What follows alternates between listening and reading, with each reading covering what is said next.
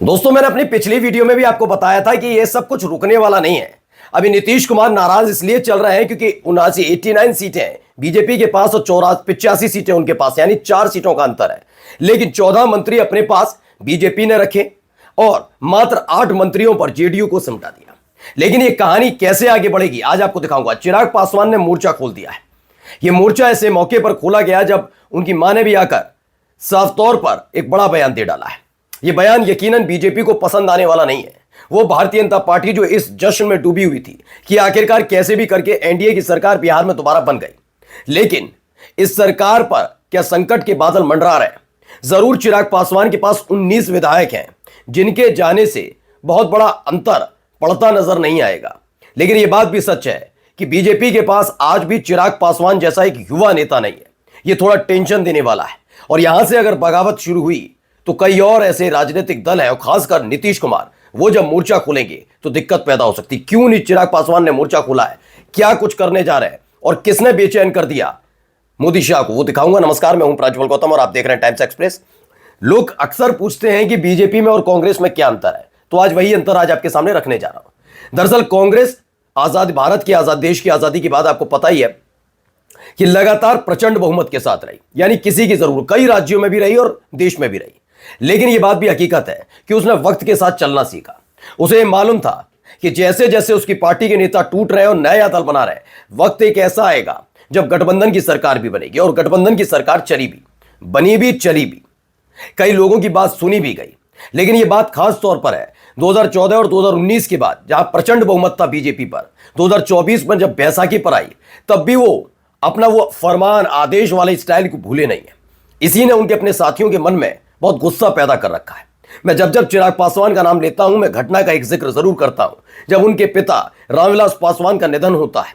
उस निधन के फौरन बाद ही आपको पता होगा कैसे उनके चाचा पार्टी पर दावेदारी करते हैं। उम्मीद पूरी थी चिराग पासवान को कि वो ज्यादा कुछ नहीं करेंगे, उनके साथ मोदी शाह है, लेकिन हो गया उल्टा। इस गफलत में रहने की वजह से हुआ ये कि चिराग पासवान के चाचा पशुपति पारस ने न केवल पार्टी पर कब्जा कर लिया, बल्कि पार्टी से बाहर चिराग पासवान को किया। यहां तक तो ठीक था, शायद कभी आरोप भी न लगते बीजेपी पर, मोदी शाह पर।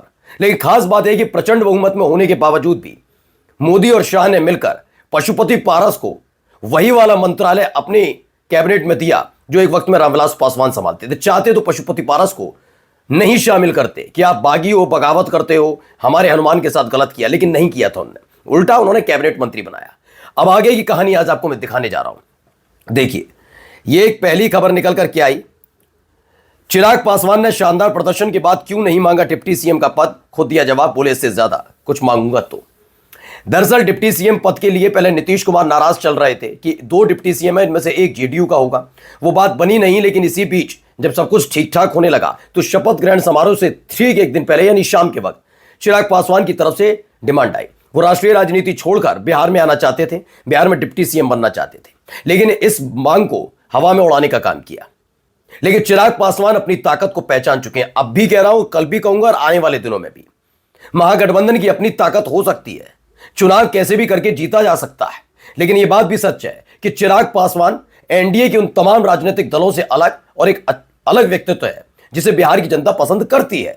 चाहे किसी भी स्तर पर लेकर चलिए आप, उनके गोदी मीडिया चलाए या 2-2 रुपये के दिहाड़ी मजदूर उस समय बहुत ज्यादा चिंतित हो जाते हैं जब चिराग पासवान आवाज उठाते हैं। अचानक से उनके पिता के निधन के बाद की एक वीडियो जबरदस्ती प्रसारित कर दी जाती है और ऐसा ही नहीं होता। ये चिराग पासवान समझते हैं कि ऐसा ही नहीं किया जाता। ये ऊपर से आदेश आने के बाद दिहाड़ी मजदूर जो आईटी सेल के इशारे पर बैठा रखे हैं, वो ये करते हैं, जिसमें वो स्क्रिप्ट पढ़ रहे हैं जनता को, अपने कार्यकर्ताओं को संबोधित करने के लिए। उसे नौटंकी करार कोई और नहीं देता, सबको पता है कहां से उसकी लगाम चलती है। अब इस पूरे अच्छे प्रदर्शन के बाद जिस तरह का रवैया एलजेपी-आर के साथ अपनाया गया है, वो वाकई चिंताजनक है। मैं यही कहता हूं, बीजेपी और जेडीयू बड़ी पार्टियां हैं, ठीक है, ये आपस में निपट लें, लेकिन जब बात हिंदुस्तानी अवामी मोर्चा और आरएलएम की आती है तो 4 और 5 विधायक वाली पार्टियों को एक एक मंत्री दिया जाता है, 19 विधायकों वाली को केवल 2। ये कैसे संभव होगा? अब देखिए, चिराग पासवान की महत्वाकांक्षाएं बढ़ी। वे बिहार में 2023 में खुद को किस भूमिका में देख रहे हैं, अहम संकेत दे दिया है। मसला यह नहीं है सिर्फ कि वो यहीं तक रुकने वाले हैं, वो जानते हैं कि आप 1 साल, 2 साल, 5 साल, 10 साल, 15 साल, 20 साल, 25 साल तक किसी सरकार में मंत्री रह लीजिए, वो आपकी पहचान और आपकी पार्टी को विस्तार नहीं दे पाएंगी। जितना किसी एक राज्य में रहकर अपनी पार्टी चलाइए और वहां पर एक मजबूत मंत्रालय के साथ काम करिए, ये चिराग पासवान जानते हैं। इसीलिए वो 2030 के लिए तैयार हो रहे हैं। उन्होंने कोई बात नहीं, मेरी नई पार्टी है, 9 बरस बाद ही सही, लेकिन जब मौका मिलेगा तो उस मौके का पूरी तरह से फायदा उठाया जाएगा। मैं पहले भी कह चुका हूं और आज भी कहता हूं, जब 5 सीटें नई पार्टी को मिलती हैं तो 5 की 5 जीतते हैं। झारखंड में 1 सीट एनडीए देती है लड़ झगड़ कर, 1 सीट को भी जीत के दिखाते हैं। 100% का स्ट्राइक रेट था। यह भी स्ट्राइक रेट गलत नहीं है। 29 में से 19 सीटें आ जाना यह बड़ी बात है। ठीक है, अब वो इसी तौर पर आपको देख रहे हैं।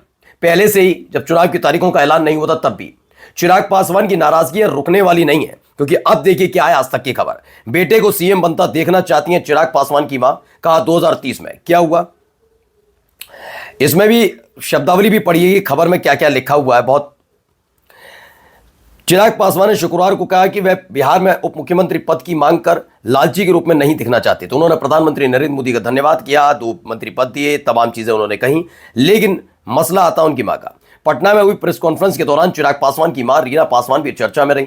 जब उनसे पूछा गया कि क्या वह अपने बेटे को भविष्य में मुख्यमंत्री के रूप में देखना चाहती हैं, तो उन्होंने कहा आने वाले समय में 2030 में मेरा आशीर्वाद उनके साथ है। उन्होंने स्पष्ट किया कि हां वो देखना चाहती हैं और इसकी तैयारियां शुरू हो चुकी हैं, जो खासकर बीजेपी को बेचैन करेगी। खासकर नीतीश कुमार, जीतन राम मांझी को परेशान करे। उपेंद्र कुशवाहा में शायद उतना फर्क ना पड़े, लेकिन जीतन राम मांझी और नीतीश कुमार पर फर्क पड़ेगा। क्या है वो खबर है ये, जरा देखिए। क्या सीएम बनेंगे चिराग पासवान? मां रीना पासवान ने सवालों पर लिया 2030 चुनाव का नाम। दरअसल उन्होंने क्या बताया, देखिए। बिहार में एनडीए की सहयोगी लोक जनशक्ति पार्टी के चिराग पासवान की मां रीना पासवान ने राज्य में एनडीए की सरकार बनने पर खुशी जताई और इसमें उन्होंने रीना पासवान ने बड़ा बयान दिया। उन्होंने कहा पार्टी को इतनी बड़ी जीत मिलेगी ऐसी उम्मीद नहीं थी। उनसे रीना पासवान ने कहा कि मेरी शुभकामनाएं चिराग पासवान के साथ हैं। जब उनसे पूछा गया कि लोक जनशक्ति पार्टी रामविलास प्रमुख चिराग पासवान को भविष्य का मुख्यमंत्री मानती हैं, तो उन्होंने कहा कि आने वाले समय में 2030 में मेरी शुभकामनाएं हमेशा उनके साथ है। यानी 2030 का उन्होंने ऐलान किया। अच्छा, ये ऐलान कैसे वक्त में किया गया ये भी देखिए। जब दलित सेना बनाने का काम किया जा रहा है, कहा जा रहा है एक दलित सेना खड़ी करने जा रहे हैं चिराग पासवान, और अगर ऐसा हुआ तो यकीन बता रहा हूं बहुत चीजें बदलती हुई नजर आएंगी इसमें। क्योंकि अपने पिता की तरह एक वक्त था जब रामविलास पासवान राजनीति कर रहे थे और बिहार, उत्तर प्रदेश और उत्तराखंड एक हुआ करता था। उत्तराखंड चुनाव लड़ने भेजा था रामविलास पासवान को, तब भी कुछ ऐसा ही एक संगठन खड़ा किया था रामविलास पासवान ने। अब अपने पिता की तर्ज पर आगे बढ़ रहे हैं। बस देखना यह होगा कि चिराग पासवान की इस महत्वाकांक्षा के साथ साथ उनकी जो डिमांड है, उनका जो अधिकार है, उनका जो हक है, इसमें रोड़े कौन डालता है। फिलहाल चिराग पासवान जिस रफ्तार से आगे बढ़ रहे हैं उसने बीजेपी को बेचैन किया है, अंदर खाने ही सही। लेकिन हाँ, यह बात भी हकीकत है कि चिराग पासवान एनडीए के भविष्य नजर तो आते हैं। नमस्कार।